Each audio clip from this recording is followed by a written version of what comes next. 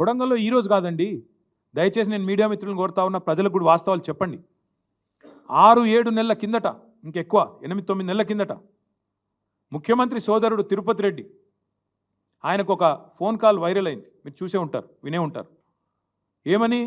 ఒక రైతు ఫోన్ చేసి తిరుపతి రెడ్డి గారిని అడుగుతున్నాడు, మేము ఎందుకు ఇవ్వాలా మా భూములు, ఇవ్వకపోతే ఏం చేస్తుంది ప్రభుత్వం అని గట్టిగా అడిగితే, తన్ని తీసుకుంటాం ఆయన అన్నమాట. తన్ని తీసుకుంటాం నా కొడక అని మాట్లాడినాడు ఆయన.